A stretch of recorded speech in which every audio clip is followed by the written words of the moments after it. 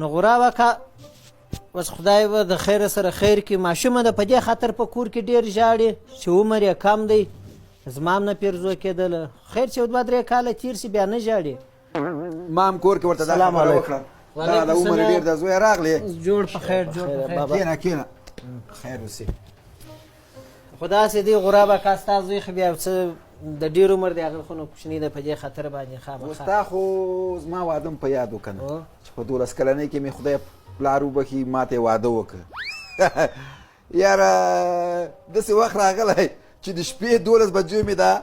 د خسر کره بولې ده چې راځه وژاړمه پلار کره دی بیا هم بېرته مې سر دا زما او ستا ملګري وه چې ما خپل لور ستا زوی ته درکړه که مې ملګري نه وای ما خپل لور چیرې ورکوله بل چا ته خو زمونږ هم ګوره کوچني ده کشره وه چې تا ته درغلو تا ته هم بس مرکه در ولېږله خپل عزیز راته ښکاره شول یو عزتمن ګوره بابا جانه اوس نو خو دغونې سپینې خبرې کوئ ته اوس څه فکر کوې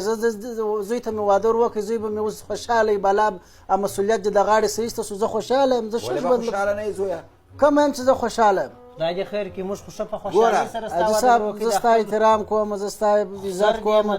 خسر مې د پلار په زوی باندې واده حق ده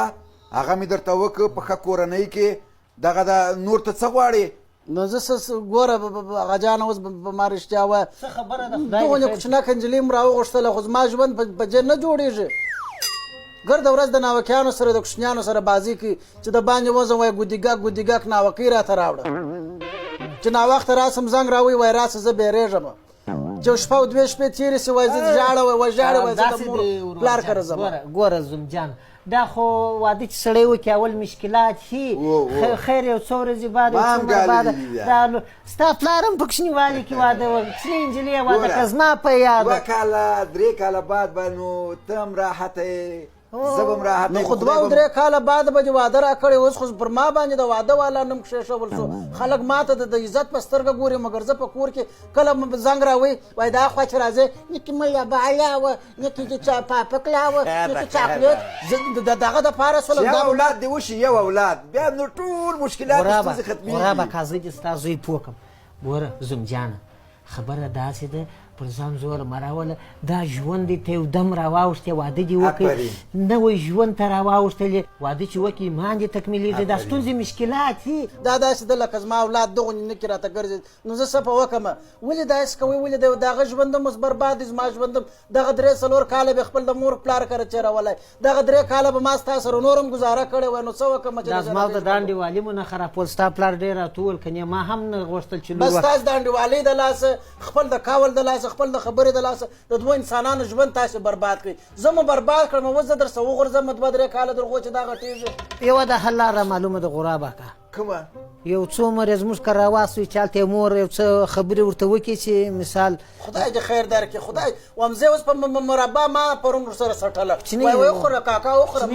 ما مربا یې ورسره سټلې دا ځای مې دا ځای پورې تک تور اوس میله دا کوپۍ کار وکړه پس له دې نه ده تا ته به خدای اولادونه درکوي مثال چې هغوی ته یې په دغه عمر کې ونه کړي ورکوه یاره ما هم مولا که د ژوند لذت په هغه وختو کې لیدلی چې ور وایسته درغو ما ته دغه میاشت کې بل واده راوکړه خیر د کودکستان ته به یې واستوو والا دا خوارکی ملامت نه ده که خیر دی بس غرابه که زوی دې ملامت نه دی مګر ملامت ته چې زه دې مجبوره کړم دې ته چې خپل دا کوچنۍ لور تا ته درکړم اوس داسې وکړه بېرته یې راواستوه ما خو د دې دپاره دغه تلوار وکړه که مالې خدای مکه خدای مکه نه بل څوک را نه شي او دغه لور دې پردیانو کره واده نه شي دغه دپاره بس ما کار دې زما مور بس زړه مې ازار سو لور مې زموږ کره راواست واس ورته وایه چې زه د ځان سره بوځم کوترې